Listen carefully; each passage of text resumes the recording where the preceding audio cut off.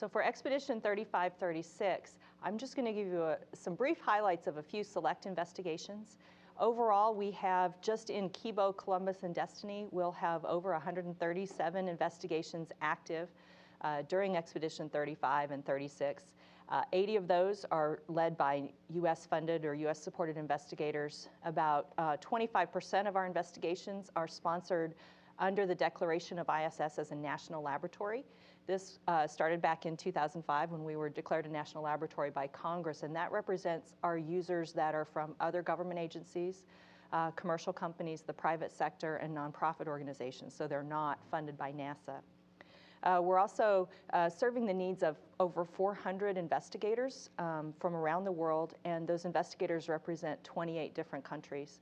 And you saw in the graphic that was up, those colors represented the different disciplines. And so we have biology and biotechnology, earth and space sciences, education and cultural activities, human research focused on human physiology and future exploration, physical sciences, and technology development and demonstration. So with that number of investigations, obviously I can't give you a very detailed rundown of most of them. What I did was select 5 investigations covering that breadth of disciplines linked to some of our past research results and that are kind of new in this starting up in Expedition 35. So the first I want to talk about is from the biology area, and it's called microbiome.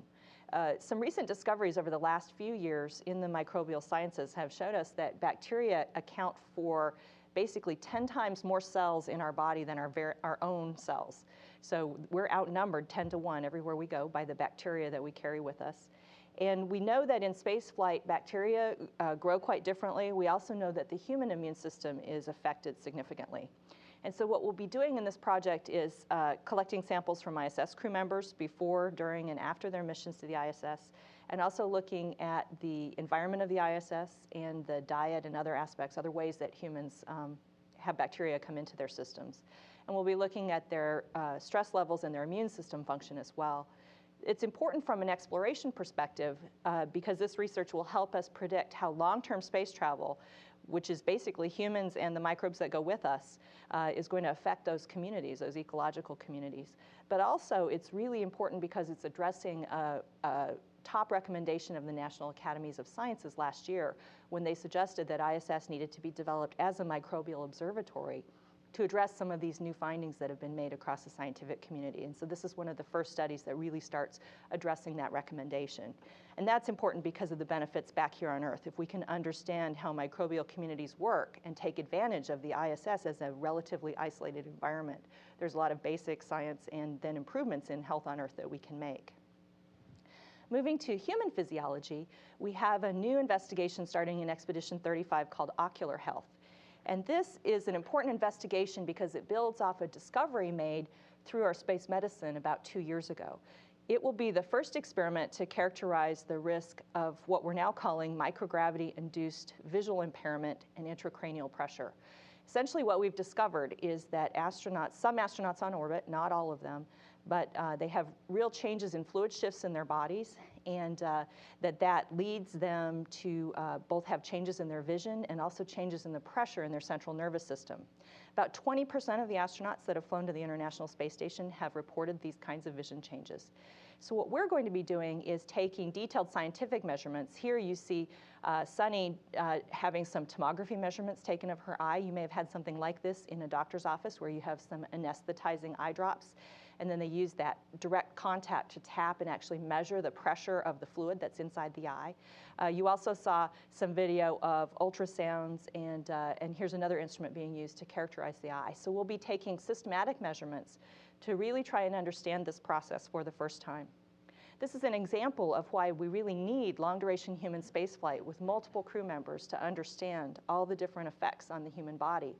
But it's also interesting that this is a process that was not predicted from what we know about human health on Earth.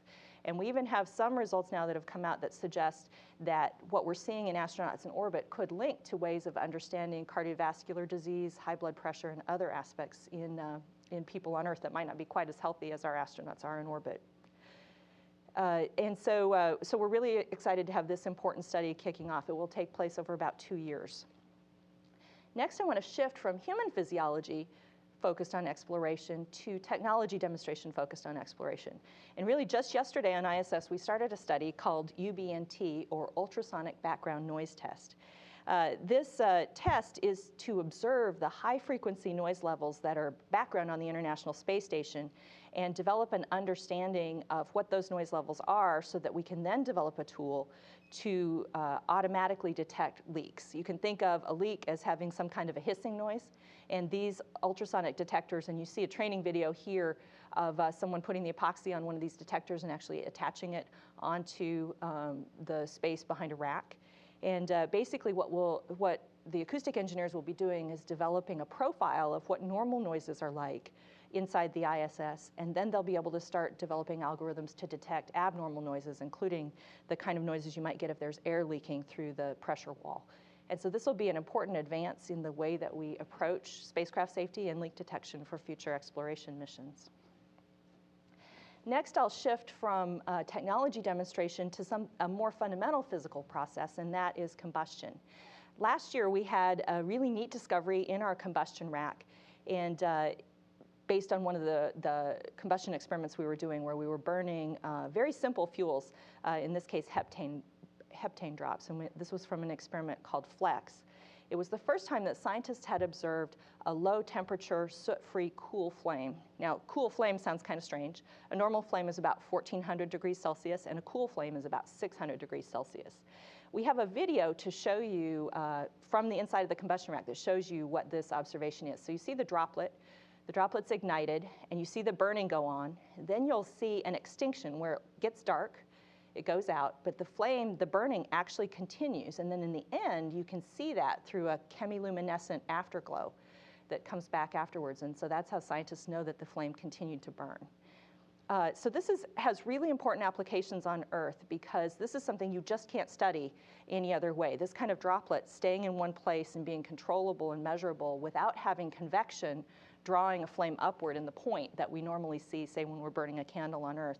This is a fundamental property of combustion you can only study in space.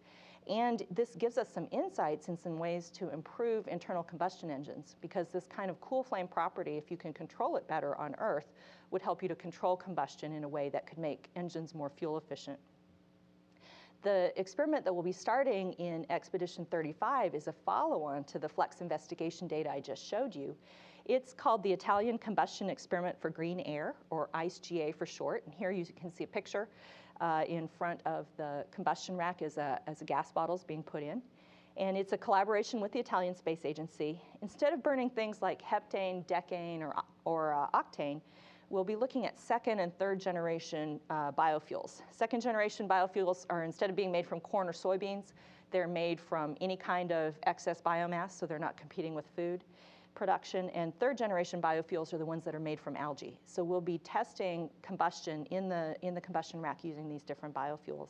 And this is obviously very applied at getting insights that will help us to improve the efficiency of combustion with biofuels. Finally, I'd like to shift to the earth sciences and talk about an important earth science remote sensing instrument on ISS, the HICO, or Hyperspectral Imager for the Coastal Ocean. You can see a picture of that here mounted externally on the Kibo laboratory. Hyperspectral data is essentially hundreds of spectral bands instead of just a few like Landsat has. And so this gives you a lot more information about what's being observed and measured on the Earth below the instrument. As of January 1st, this instrument has transitioned from being just a naval research-operated payload for the Naval Research Laboratory to being a facility on the International Space Station. And this opens it up to a wide array of users, both national lab users from other government agencies and the private sector, especially users that are focused on agribusiness and oil exploration. And it also opens the instrument up to more access to our NASA users that are funded by the Science Mission Directorate in studies of the Earth system. So we're excited about that transition. And I wanted to close by showing you one example of what the Environmental Protection Agency has done with hyperspectral data. They had a Pathfinder Innovation Project exploratory grant from their Office of Research and Development at EPA. And this is one of the results of those. This is Pensacola Bay, Florida. And if you see the little red parts of that image, they took data from HYCO and they processed it. And those little red areas represent where there's significant nitrogen coming into the bay and causing blooms of algae. And so they use this by combining their in-water measurements with the remote sensing measurements. They've used it to develop a predictive system that they can use for monitoring the water quality in Pensacola Bay. They're now working to expand this to more bays around the Gulf Coast region and even to look at other EPA regions and see if they can extend this. And both the research oceanographers at EPA as well as their Office of Research is continuing to support expanded use. So this is the kind of use of HYCO as a national laboratory facility that really benefits our life here on Earth and will also be extended to additional users because of HYCO becoming an ISS facility.